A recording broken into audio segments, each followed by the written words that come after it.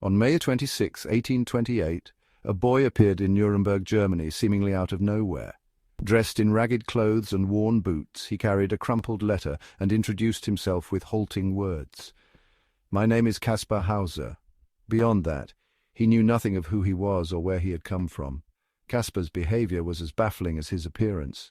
He walked awkwardly, as though unfamiliar with the motion, and his pale, unscarred hands suggested a life untouched by labor. He spoke in broken phrases, repeating the curious line, "I want to be a rider like my father."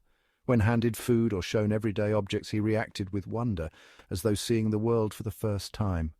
The letter he carried, addressed to Captain von Wessenig, claimed Kaspar had been raised in isolation, locked in a dark cell for as long as he could remember.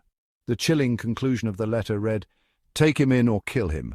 The cryptic tone and shaky handwriting offered no clues about its author or intent, leaving the people of Nuremberg with more questions than answers. Who was this boy, and why had he appeared so suddenly? How had he survived in such isolation?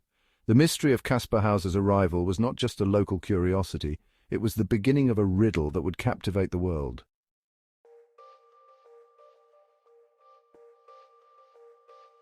Kaspar's story painted a haunting picture of his past. He claimed he had spent his entire life confined to a small, dark cell with only a straw bed and a wooden toy horse for company. He described years of silence and darkness, interrupted only by food left for him while he slept. His only education consisted of learning to write his name and the phrase, "I want to be a rider like my father." The details of his confinement raised more questions than they answered. Why had he been imprisoned? Who had kept him alive but shielded him from the world? And why had he been released at all? The letter Kaspar carried seemed to offer an explanation, but its vague language only deepened the confusion. Some believed it was written by his captor, while others thought it was a message from someone who had freed him. To the people of Nuremberg, Kaspar's pale complexion, soft hands, and childlike wonder confirmed his story of isolation. But skeptics emerged, questioning the plausibility of his account. How could he survive such a life without losing his sanity? And why were there gaps and inconsistencies in his recollections? Kaspar's presence divided the town. To some he was a tragic victim of cruelty, while to others he was a puzzle, or even a fraud. Yet one thing was clear: someone had deliberately kept him hidden, only to release him under circumstances as mysterious as his confinement.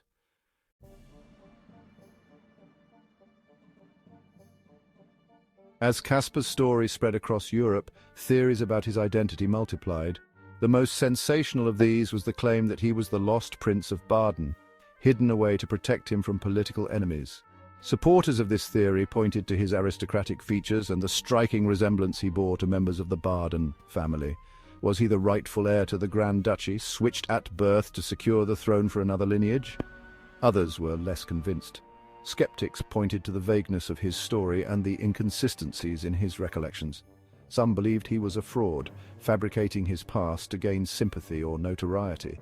Others argued that Kaspar might have been a pawn in a larger political conspiracy, his life manipulated by forces far beyond his control. The theories didn't end there. Some psychologists suggest that Kaspar's behavior could have been shaped by severe trauma, leading to memory gaps and a fractured sense of self. To others, he embodied a mystery that was less about politics and more about humanity's fascination with the unknown. Kaspar Hauser was no longer just a boy with no past. He had become a symbol of everything people hoped to uncover about identity, power, and truth. And as the world debated who he was, the question of why he existed in such a strange and tragic state remained unanswered.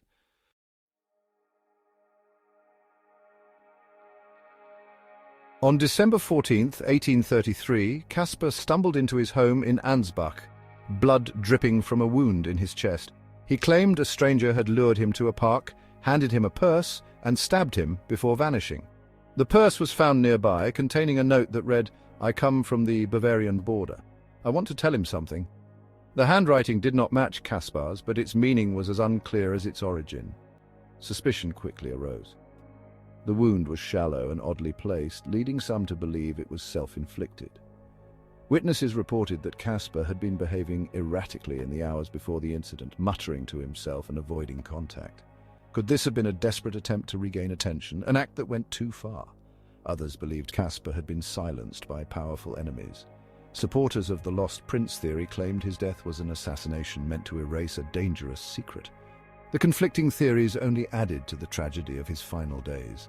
3 days after the stabbing, Kaspar Hauser died, leaving behind more questions than answers. His grave, marked with the words, "Here lies a riddle of his time," became a fitting symbol of his life, a life that defied resolution even in death.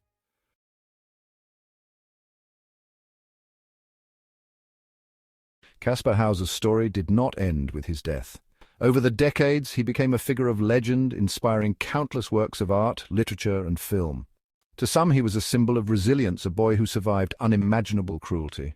To others, he was a cautionary tale about the dangers of fame and the fragility of identity. The Lost Prince theory dominated much of the 19th century, but modern science has cast doubt on this idea.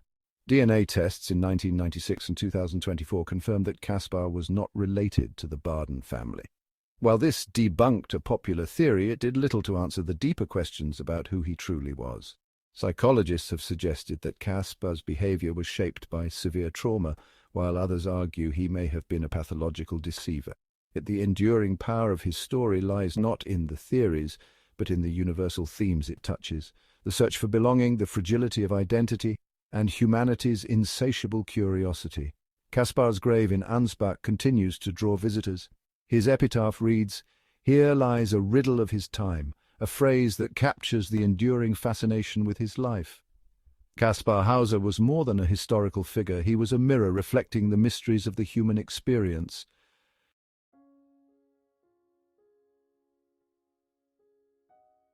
Who was Kaspar Hauser? Nearly 200 years after his death, the answer remains elusive. His life raises questions about identity, truth, and the nature of human existence. Was he a lost prince, a fraud, or simply a victim of unimaginable circumstances? Each theory offers its own possibilities, but none can erase the mystery that surrounds him. Kaspar's story endures because it resonates with universal truths. It reminds us of the fragility of identity, the power of curiosity, and the way we seek answers even when they may never be found. Some mysteries fade with time. Others, like Kaspar's, grow larger, becoming symbols of something greater. His life challenges us not to solve every riddle, but to embrace the questions that define us. As his gravestone suggests, perhaps Kaspar was never meant to be understood, only remembered as a riddle of his time.